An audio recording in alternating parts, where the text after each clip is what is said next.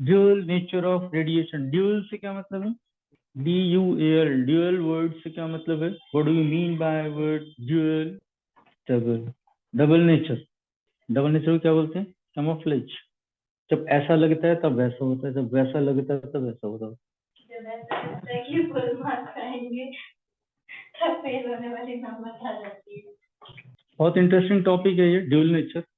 हम सब जानते हैं रेडिएशन को, हमने अभी फर्स्ट चैप्टर में पढ़ा था सेकंड बुक के, रे ऑप्टिक्स की फॉर्म में, ठीक है। और सेकंड चैप्टर में हमने इसी को, रेडिएशन को ही वेव फॉर्म में पढ़ा है, वेव फिनोमिना की फॉर्म में पढ़ा है। तो radiation has been well versed with its ray nature and wave nature. ये डबल इसका नेचर है, दो दो नेचर है। मगर अब एक तीसरी चीज और आके पेच फंस गया इधर आके, कि एक ऐसा फिनोमिना सामने आ गया तो जो ना तो रे से हो रहा था ना वेव से हो रहा था, वो रेडिएशन से रहा था। तो ये कैसा नेचर है? तो ड्यूल नेचर में हम इसकी बात करेंगे। तो हिस्टोरिकल डेवलपमेंट में ये सारी डेवलपमेंट करीब 1880 के आसपास से शुरू हुई हैं, और 1910-1920 के आसपास इसमें काफी चीजें डेवलप हुई हैं। तो 1870 के आसपास एक साइंटिस्ट हैं विलियम क्रूक, ठीक है, केमिस्ट्री में खूब पढ़ा होगा आपने, क्रूक साहब के नाम पे। इन्होंने वैक्यूम ट्यूब एक्सपेरिमेंट बहुत सारे किए थे, पोटेंशियल डिफरेंस एनोड कैथोड पर अप्लाई किया था, और ट्यूब के अंदर से गैस को ऑलमोस्ट रिमूव कर दिया था। Means the internal pressure of gas was reduced to 0.001 millimetre of Hg, इतना कम कर दिया था। नॉर्मल एटमॉस्फेरिक प्रेशर जो होता है वो कितना होता है? 760 मिलीमीटर ऑफ Hg, ठीक है। मगर ये कहाँ ले गए? 1000 ऑफ मिलीमीटर ऑफ Hg, मतलब ऑलमोस्ट वैक्यूम बना दिया था, उसके अंदर कुछ था ही नहीं। और फिर उन्होंने क्या पाया? When a potential difference was applied across cathode and anode, ठीक है, एनोड के पीछे जो है शेडो बन रही है, लाइट ग्लो कर रही है, ठीक है। तो ये कौन से पार्टिकल्स हैं, क्या पार्टिकल्स हैं जो उधर जा रहे हैं, कैथोड से निकल रहे हैं, एनोड की तरफ अट्रैक्ट हो रहे हैं, और जो एनोड के आसपास जा रहे हैं वो पीछे भी पहुंच जा रहे हैं। तो विलियम क्रूक ने ये आइडेंटिफाई कर लिया था कि ये जो भी रेज निकल रही हैं ये निगेटिव चार्ज की रेज है, निगेटिव पार्टिकल्स हैं। मैग्नेटिक फील्ड, इलेक्ट्रिक फील्ड लगा के भी उन्होंने ये चीज पता कर ली थी कि ये किस तरह के पार्टिकल्स हैं, ठीक है। क्योंकि इलेक्ट्रिक फील्ड से जो पॉजिटिव इलेक्ट्रिक फील्ड की तरफ अगर बेंड हो रहा है तो वो निगेटिव पार्टिकल है, निगेटिव प्लेट से रिपेल हो रहा है तो निगेटिव है। मैग्नेटिक फील्ड में एक स्पेसिफिक डायरेक्शन में जा रहा है तो वो चार्ज के नेचर से हमें पता है किस प्रकार से हम उसको देखते हैं, ठीक है। तो विलियम क्रूक ने ये चीजें एस्टेब्लिश कर दी थी। फिर इन एक्सपेरिमेंट्स को बहुत अलग अलग तरीके से जो जे जे थॉमसन हैं उन्होंने इस चीज को आगे लेके गए, ठीक है। उसी दौरान करीब 1887 के आसपास मैक्सवेल और हर्ट्ज भी काम कर रहे थे। Maxwell, hertz, Markovnikov, Jagdish Chandra Bose, ये सारे काम कर रहे थे। ये किस पे काम कर रहे थे? ये इलेक्ट्रोमैग्नेटिक रेडिएशन की प्रोडक्शन, ट्रांसमिशन और रिसेप्शन पे काम कर रहे थे, ठीक है। क्या क्या बताया मैंने? कौन कौन थे ये चार चार जने? हर्ट्ज, मैक्सवेल, जगदीश चंद्र बोस और Markovnikov. These four people were focusing on production of electromagnetic waves, transmission and detection, इस पे काम कर रहे थे। तो इस पे काम करते करते हेनरिच हर्ट्ज ने ऑब्जर्व किया कि जो डिटेक्शन के लिए रिंग बनाया हुआ था, ठीक है, उस रिंग का जो गैप था, उस रिंग का जो गैप था, उस गैप में जब भी रेडिएशन फॉल करती थी तो स्पार्क आसानी से जंप कर जाता था, ठीक है। तो मतलब रेडिएशन का कुछ तो इफेक्ट इस गैप में हो रहा है जिसकी वजह से transfer of charges happening, spark jump कर रहे, डिस्चार्ज प्रोसेस हो रहा है, ठीक है। तो ये उसने ऑब्जर्व कर लिया था, फोकस मगर कहाँ था, ट्रांसमिशन डिटेक्शन के ऊपर था, तो ज्यादा इस तरफ ध्यान नहीं दिया हर्ट्ज ने, ये चीज हर्ट्ज ने एस्टेब्लिश कर ली थी। फिर 1895 के आसपास रॉयंटजन was performing experiments and he happened to detect X-rays. Ranjan ने क्या डिटेक्ट किया था, क्या बताया था, एक्स-रेज। उसको समझ में ही नहीं आया कौन सी रेज आ रही है, कहाँ से आ रही है, ठीक है, उसका नाम उठा के एक्स-रे रख दिया उसने, बाद में देखेंगे, वो आज तक एक्स-रे ही है, ठीक है। उसी के साथ 1897 के अंदर जे थॉमसन की रिसर्च लगभग पूरी हो गई थी और he was sure of the type of particle that is coming from all cathode materials। जो टेस्ट वो परफॉर्म कर रहे थे, उसने कभी एल्यूमिनियम की प्लेट लगाई, कभी कॉपर की लगाई, कभी जिंक की लगाई, अलग अलग तरह की प्लेट्स लगा के वो इन्होंने एक्सपेरिमेंट की, और उसमें से क्या मिल रहा था, उनमें हर एक में से उस कंडीशन के अंदर एक ही तरह का पार्टिकल निकल कर आ रहा है। जब हर प्लेट में से एक ही तरह का पार्टिकल निकल कर आ रहा है, इसका मतलब तो ये बहुत क्लियर हो गया कि ये वाला पार्टिकल सारे मैटर में मौजूद होता है। This type of particle is present in all particle. तो एक यूनिवर्सल कंपोनेंट है किसी भी मैटर का, ठीक है, ये चीज उनको समझ में आई। और फिर ये जो भी पार्टिकल है ये नेगेटिव चार्ज पार्टिकल है, ये भी समझ में आ गया, ठीक है। और उसका शुभ नाम भी दे दिया गया, इलेक्ट्रॉन, ठीक है। तो जे थॉमसन ने इलेक्ट्रॉन की पहचान करवाई, ठीक है, मगर इलेक्ट्रॉन पे चार्ज कितना होगा या उस पार्टिकल का मास कितना है ये पता नहीं चला। क्यों पता नहीं चला? हमने पीछे वो किया था वेलोसिटी डिटेक्टर, हाँ कहाँ किया था, साइक्लोट्रॉन मैग्नेटिज्म में, ध्यान है, वेलोसिटी डिटेक्टर किया था, magnetic effect of electric current. तो what was the force on charged particle when it passes through a magnetic field? QV cross V। हाँ, Q हो गया यहाँ पे E, B, V, ठीक है। और इस चीज को बैलेंस कौन कर रहे हैं? Q into इलेक्ट्रिक फील्ड, इसको बैलेंस कौन कर रहे हैं? उसका सेंट्रीफ्यूगल फोर्स, ये सेंट्रीपिटल फोर्स है। सेंट्रीफ्यूगल फोर्स क्या होता है?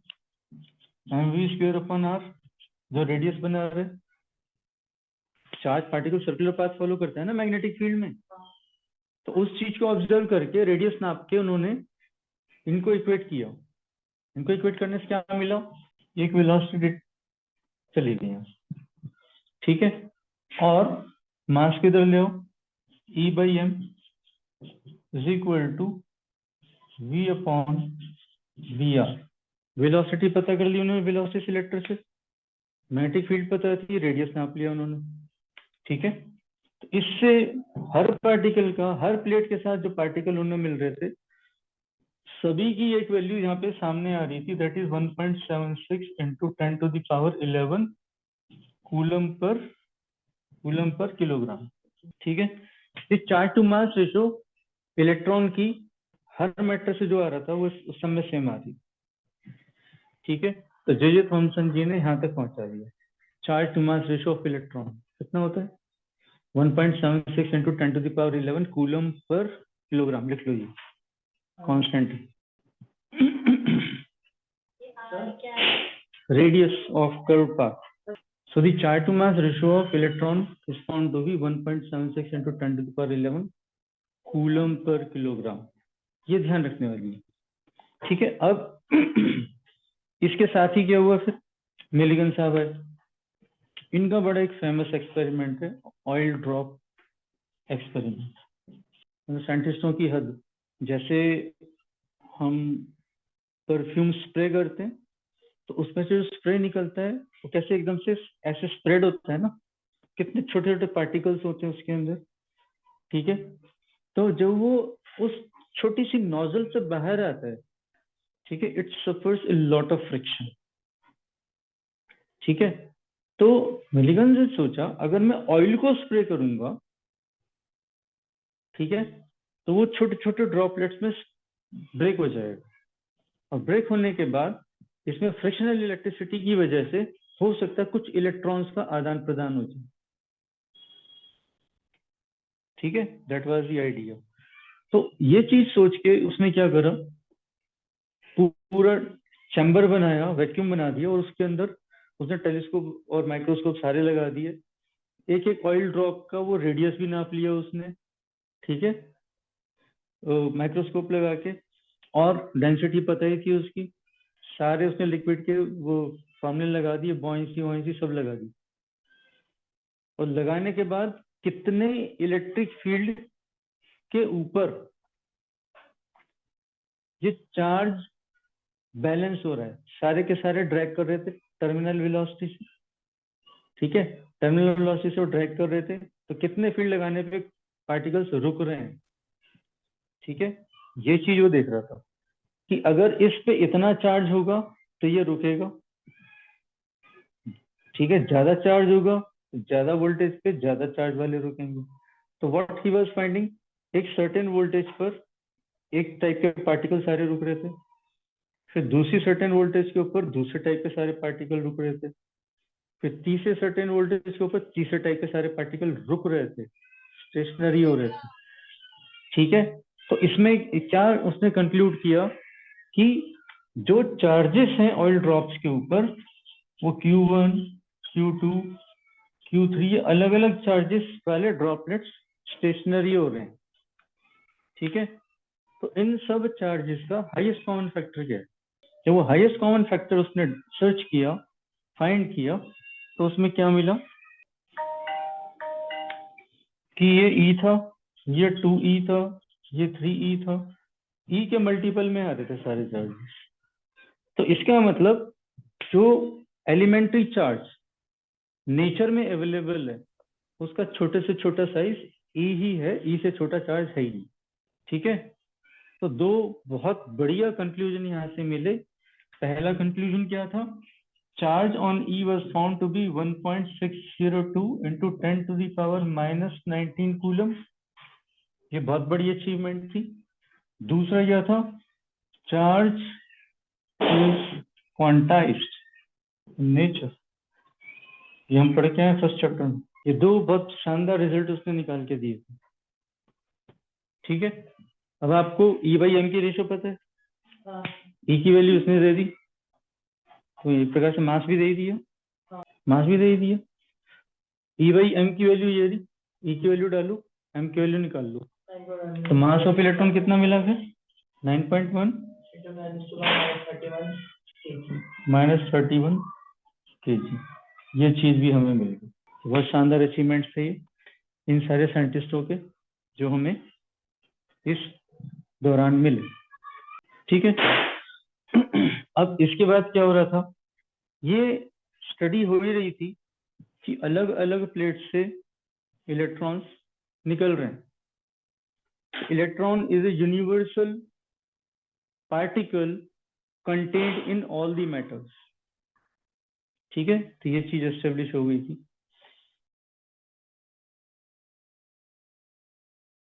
अब किसी भी सरफेस में आटम जानते हैं, electron is freely available in all metals, क्योंकि जितने भी कंडक्टर होते हैं वो फ्री इलेक्ट्रॉन्स की वजह से कंडक्शन वाला काम कर रहे होते हैं।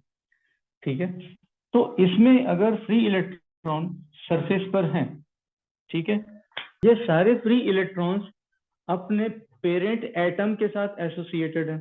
ये सारे इलेक्ट्रॉन्स अपने पेरेंट एटम के साथ एसोसिएटेड है, इसलिए ये पूरा मैटर क्या है, न्यूट्रल है। ठीक है, ये चीज समझ में आ रही। ठीक है, अब इस पे हम रेडिएशन डालते हैं। ठीक है, या इसको हीट करते हैं,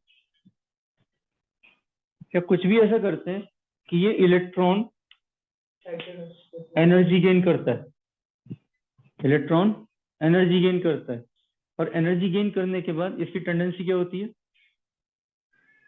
बाहर आने की, जंप मारने की। ठीक है, electron tries to jump out of the surface. So when this electron tries to jump out of the surface, यहाँ पे क्या हो जाएगा, vacancy for electron, positive charge create हो गया, इलेक्ट्रॉन बाहर आ गया। अपोजिट चार्ज में क्या होगा? अपोजिट चार्जेस में क्या होता है बेटा? अट्रैक्ट होते हैं। अपोजिट चार्ज में क्या होता है? अट्रैक्शन होता है। अट्रैक्शन कौन से लॉ से मिलता है हमें? अट्रैक्शन का फोर्स कौन से लॉ से मिलता है? अट्रैक्शन और रिपल्शन किस लॉ से मिलते हैं? अच्छा, मिलते ही नहीं है। कूलम्स लॉ से। इतनी देर क्यों लगाई?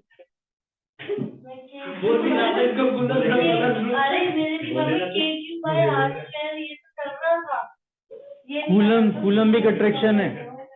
कौन सा अट्रैक्शन है? Coulombic attraction. और उस कूलम्बिक अट्रैक्शन की वजह से this electron is pulled back.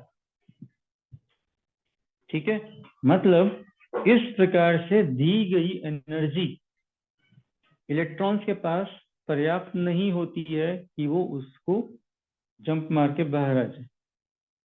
ठीक है, दो they try to come out of the surface but they are unable to do so because they don't have sufficient energy. ये समझ में आता है? तो किसी भी इलेक्ट्रॉन को किसी भी अपने सरफेस से जंप मार के बाहर आने के लिए कम से कम कितनी एनर्जी चाहिए? ठीक है, उसकी कोई सीमा तो होगी ना, कम से कम इतनी एनर्जी चाहिए, इतनी मिल जाएगी तो बाहर आ जाएगा, नहीं तो वापस गिर जाएगा। ठीक है, एस्केप वेलोसिटी का हिसाब है। एस्केप वेलोसिटी से फेंकेंगे तो चली जाएगी, एस्केप हो जाएगी, और धीरे फेंकी तो वापस आ जाएगी। ये समझ में आ रहा है? तो वो मिनिमम एनर्जी किसी भी इलेक्ट्रॉन के द्वारा जो चाहिए सरफेस से बाहर आने के लिए, इस मिनिमम एनर्जी को हम φ0 से रिप्रेजेंट करते हैं। किससे रिप्रेजेंट करते हैं? φ0। And this energy is called work function. तो क्या होता है वर्क फंक्शन? कैसे डिफाइन करोगे? अभी तो बताया है, लिख लिया कृष्णा? वर्क फंक्शन की डेफिनेशन क्या लिखी बेटा? नहीं लिखी? सभी शिवा बताए। बता बेटा। तेरा डेफिनेशन नहीं बताऊंगा, बाकी सब बता दूंगा। The work function is defined as the minimum amount of energy required by an electron to jump out of the surface। प्यारा सा पिद्दी सा इलेक्ट्रॉन है बेचारा, कितनी एनर्जी चाहिए हुई इसमें? हाँ, फर्मी सबसे ज्यादा स्ट्रॉन्ग फोर्स होता है इसके बीच में। इतनी कितनी ज्यादा एनर्जी चाहिए होगी इसको? ठीक है, तो जो एनर्जी इसको चाहिए होती है वो बहुत कम मात्रा ही होती है। फर्मी के बीच में वो इलेक्ट्रॉनिक फोर्स ठीक है, कहाँ पहुंच गया तू? फर्मी का कोई यहाँ काम नहीं है अभी। ठीक है, ये जो एनर्जी होती है जो एक इलेक्ट्रॉन को, मतलब वर्क फंक्शन की जो एनर्जी होती है, ये बहुत कम एनर्जी होती है। ठीक है भाई, हम जो मैक्रो लेवल पे काम करते हैं उसके कंपैरिजन में इलेक्ट्रॉन का लेवल है ये, तो इसकी बहुत कम एनर्जी होती है। ठीक है, तो इस कम एनर्जी को एक्सप्रेस करने के लिए एक स्पेशल यूनिट यूज होता है। ठीक है, and that unit is electron volt. जिस एनर्जी जो एटॉमिक लेवल पे एक्सप्रेस की जाती है वो हमेशा याद रखिए इलेक्ट्रॉन वोल्ट में की जाती है। And this 1 electron volt is equal to how much? 1.602 into 10 to the power -19 joule. Joule -19, 10 की पावर -19 जूल। इस एनर्जी को हम 1 इलेक्ट्रॉन वोल्ट बोलते हैं। अब बार बार ये चीज लिखोगे उसकी बेहतर है आप 1 इलेक्ट्रॉन वोल्ट लिख लो। 1 electron volt, 2 electron volt, 3 electron volt, 2.5 electron volt, 2.25 electron volt. ठीक है, it is easy to express. Atomic level की जितनी भी एनर्जीज हैं वो इस लेवल में एक्सप्रेस की जाती है। अब ये फिनोमिना तो ऑब्जर्व हो रहा था, कैथोड से हम कोई सी भी प्लेट लगा रहे थे, लो प्रेशर कंडीशन के अंदर उसमें से इलेक्ट्रॉन निकल रहे थे। ठीक है, तो फिर अलग अलग प्लेट पे से इलेक्ट्रॉन्स निकालने के लिए कितनी एनर्जी की रिक्वायरमेंट है ये सब मेजर किया गया। अलग अलग प्लेट्स के वर्क फंक्शंस कैलकुलेट किए गए। ठीक है, अब कैसे कैलकुलेट करें उनके भी पूरे तरीके हैं। ठीक है, तो सेट ऑफ ऑब्जर्वेशंस बनाए गए वो हम इस पूरे चैप्टर में इसी की बात करेंगे मोस्टली, कैसे कैसे चीजों तक पहुंचा के। नॉर्मल जो मेटल्स हैं उनकी जो वर्क फंक्शन है, उनका वर्क फंक्शन ज्यादा पाया गया है, मगर जो ऑक्साइड कोटेड मेटल्स हैं या अपने जो क्या कहते हैं इनको, फर्स्ट ग्रुप के एलिमेंट्स हैं हाइड्रोजन, उसके नीचे कौन कौन से बेटा हाइड्रोजन ग्रुप में? लिथियम, सीरियम, हीलियम नहीं, हीलियम तो बच्चे हाँ, हाइड्रोजन वाले ग्रुप में एक एक इलेक्ट्रॉन होता है ना बाहर आउटर मोस्ट पे, तो फ्री हो जाता है। वो एक इलेक्ट्रॉन होता है उसके आउटर मोस्ट ऑर्बिट में, वो फ्री कर देता है उसको और वो वहां से जंप मार दे उसको आसानी होती। ठीक है, तो ऐसे मेटल्स के अंदर से इलेक्ट्रॉन्स का जंप करना आसान पाया गया। तो मतलब ऐसों के साथ वर्क फंक्शन कम मिला, बाकी मेटल्स के साथ वर्क फंक्शन ज्यादा मिला। ठीक है, सबसे ज्यादा शायद प्लेटिनम का होता है। ठीक है, तो बुक में एक टेबल बनी हुई है वर्क फंक्शंस की। ठीक है, तो वो वहां से आप देख सकते हैं। Is clear? ठीक है, तो इलेक्ट्रॉन एमिशन इसको क्या बोलते हैं? This phenomena is called electron emission. तो इलेक्ट्रॉन एमिशन कराने के लिए, ठीक है, कितने तरीके से ये कराया जा सकता है? In how many ways electron emission can take place? ये इंपॉर्टेंट क्वेश्चन है।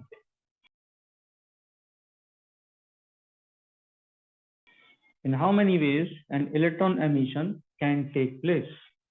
ठीक है, अब इलेक्ट्रॉन एमिशन कराने के लिए हम कितने तरीके से उसको एनर्जी दे सकते हैं? In how many ways we can provide energy to the electron? उसको हीट कर सकते हैं, thermal energy. So thermionic emission, plate को गर्म किया जाता है। ठीक है, जो कैथोड प्लेट है वो इस प्रकार की सिलेंडर होती है, इसके अंदर हीटिंग फिलामेंट डाल देते हैं और हीटिंग फिलामेंट से फिर क्या करते हैं, उसको हॉट करते हैं। तो गर्म करने से इसमें से इलेक्ट्रॉन्स का क्लाउड निकलता है, तो that is being accelerated and further focus. तो थर्मियोनिक एमिशन, ये थर्मियोनिक एमिशन एक तरीका है, ठीक है, in which electrons can be forced to escape the surface. ठीक है, दूसरा तरीका क्या हो सकता है? Field emission. फील्ड एमिशन का मतलब हो गया, ये हमने कैथोड प्लेट लगा दी, नेगेटिव पोटेंशियल दे दिया इसको, अब यहाँ पे पॉजिटिव पोटेंशियल दिए जा रहे हैं, इस प्लेट पे पॉजिटिव वोल्टेज बढ़ाए जा रहे हैं। तो पॉजिटिव वोल्टेज बढ़ाएंगे तो क्या होगा? इलेक्ट्रिक फील्ड आ जाएगा यहाँ पे, और इस इलेक्ट्रिक फील्ड के इन्फ्लुएंस में ये इलेक्ट्रॉन्स अट्रैक्ट होंगे। ठीक है, एक सर्टेन वोल्टेज के बाद ये इलेक्ट्रॉन्स यहाँ से जंप मारना शुरू कर देंगे। ठीक है, जब ये जंप मारना शुरू कर जाएंगे तो उस लेवल को फिर हम कहते हैं फील्ड एमिशन हैज स्टार्टेड। ठीक है, due to the electric field when we force electrons to jump out of the surface, this phenomena is called field emission. ठीक है, ये समझ में आया? थर्मियोनिक एमिशन में we heat the cathode and force electrons to come out of the surface, that's called thermionic emission. When we apply electric field and force electrons to jump out of the surface, this is called field emission. ठीक है, clear हुआ ये? और तीसरा तरीका क्या हो सकता है? अल्ट्रावायलेट रेडिएशन डाल दो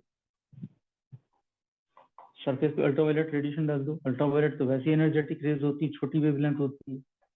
ठीक है, तो लाइट रेडिएशन, एनर्जेटिक रेडिएशन जब हम सरफेस पे डालते हैं, so due to the exposure of the surface to ultraviolet radiation or high energetic radiation, electrons comes out of the surface. ठीक है, and this process of emission of electrons is called photoemission. Photoemission. ठीक है, एक चौथा emission और है, that is called secondary emission. Secondary emission में क्या करते हैं, जो एक्सिलरेटेड चार्ज पार्टिकल्स होते हैं उससे सरफेस को बम्बार्ड करते हैं। ठीक है, और चार्ज पार्टिकल अगर किसी इलेक्ट्रॉन को टकरा गया तो उस इलेक्ट्रॉन को इजेक्ट करा देता है। ठीक है, तो दैट इज सेकेंडरी एमिशन, जब ये कोलिजन की वजह से हो रहा है। कोलिजन में एनर्जी ट्रांसफर हो रही है इलेक्ट्रॉन को और इलेक्ट्रॉन इज गेटिंग इजेक्टेड। ठीक है, तो चार तरह के एमिशन होते हैं, किसी भी एक के बारे में भी पूछा जा सकता है या in general types of emission के बारे में पूछा जा सकता है। ठीक है, so this is what you have to explain in that. ठीक है, समझ में आया ये? चलें आगे। तो थर्मियोनिक एमिशन क्या होता है बेटा? थर्मियोनिक एमिशन में क्या करते हैं? कैथोड को हीट करते हैं। हाँ, फील्ड एमिशन में क्या करते हैं? We apply electric field, yes, तो फील्ड एमिशन होता है। फोटो एमिशन में क्या करते हैं? यूवी रेडिएशन से इलेक्ट्रॉन्स को जंप आउट करा देता है। हाँ, हाई एनर्जेटिक रेज उस पर इंसिडेंट करते हैं। सेकेंडरी में क्या करते हैं बेटा? Accelerated charge particles are bombarded on the surface, ठीक है, तो due to collision electrons acquire energy and come out of the surface. अब लिख सकोगी? हाँ, भूलना नहीं है। This is type of emission that takes place from any surface.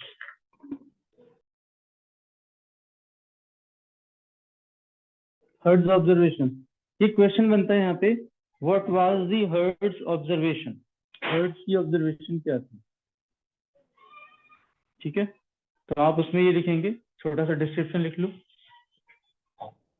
During the reception of electromagnetic radiation, when allowed to pass through a ring, the electric charge is expected to jump across the detector ring, across the detector ring, ठीक है।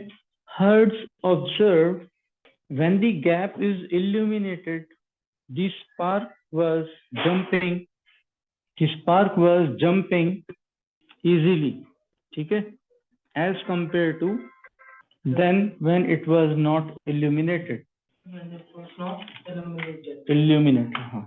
So this was Hertz observation that illumination of gap is doing something due to which the charge is jumping easily. और अब हम जानते हैं इन सब experiments के बाद कि वो जो अल्ट्रावायलेट रेडिएशन वहां पे आ रही थी गैप में, वो वहां से इलेक्ट्रॉन्स को जंप करने में हेल्प कर रही थी, ठीक है, और इलेक्ट्रॉन्स को फिर उस जो गैप था उसको क्रॉस करने में आसानी हो रही, ठीक है, इसलिए वो इजीली जंप कर पा रहे। तो दिस वाज हर्ट्ज ऑब्जर्वेशन। समझ में आया?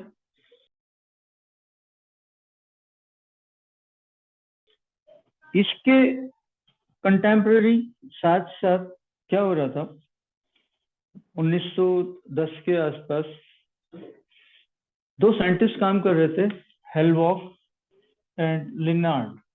हेलवॉक एंड लिनार्ड करीब 1886 से 1902 के बीच में इन्होंने लगातार काम किया इसके ऊपर, और इन्होंने बहुत सारी ऑब्जर्वेशंस गैदर की, ठीक है। अब इनके जो फाइंडिंग्स थे वो क्या क्या थे, हम डिटेल में पढ़ेंगे, अभी इन शॉर्ट बता रहा हूँ। इन्होंने ये पाया कि कुछ मेटल्स में से इलेक्ट्रॉन निकलने के लिए ज्यादा एनर्जी चाहिए होती है, और कुछ मेटल्स में से इलेक्ट्रॉन आसानी से निकल आते हैं, ठीक है। तो इनकी जो पहली ऑब्जर्वेशन ये थी कि वर्क फंक्शन मेटल पे डिपेंड करता है, ठीक है, और अलग अलग मेटल का वर्क फंक्शन भी अलग अलग ही होता है, ठीक है। तो फर्स्ट ऑब्जर्वेशन लिखो इनका, the work function for different metals is different and it is material specific. Oxide coating makes it further easier. अगर उस पर एक ऑक्साइड कोट लगा दिया जाए तो फिर वो और इजी हो जाता है, फर्दर इजियर, ठीक है। मतलब सिंपल, एक तो कॉपर प्लेट यूज कर रहे हैं, एक वही कॉपर प्लेट कॉपर ऑक्साइड के साथ यूज कर रहे हैं, ठीक है। तो कॉपर ऑक्साइड कोटेड लेयर में से जो एमिशन है वो आसानी से हो रहा है। एल्यूमिनियम यूज कर रहे हैं, एल्यूमिनियम ऑक्साइड के साथ यूज कर रहे हैं, तो एल्यूमिनियम ऑक्साइड वाले में थोड़ा इजीली यूज होगा, ठीक है। Oxide coating is helping in the emission of the electrons. ये चीज समझ में आ रही है। दूसरी जो बहुत खतरनाक ऑब्जर्वेशन थी वो ये थी कि रेडिएशन की वो फ्रीक्वेंसी चेंज कर रहे थे, ठीक है। इंफ्रारेड से शुरू हो रहे थे, फ्रीक्वेंसी बढ़ाते बढ़ाते बढ़ाते बढ़ाते अल्ट्रावायलेट तक जा रहे थे। तो इस प्रोसेस के अंदर उन्होंने क्या पाया कि एक सर्टेन फ्रीक्वेंसी के बाद ही एमिशन हो रहा है। क्या क्या मिला ऑब्जर्वेशन सर्टेन फ्रीक्वेंसी के बाद ही एमिशन हो रहा है Yes. इलेक्ट्रॉन्स का। The emission, photo emission was taking only after a certain frequency. उससे पहले हो ही नहीं रहा था। ठीक है, तो ये जो certain frequency जो metal specific थी अगेन, ठीक है, इसको उन्होंने नाम दिया threshold frequency।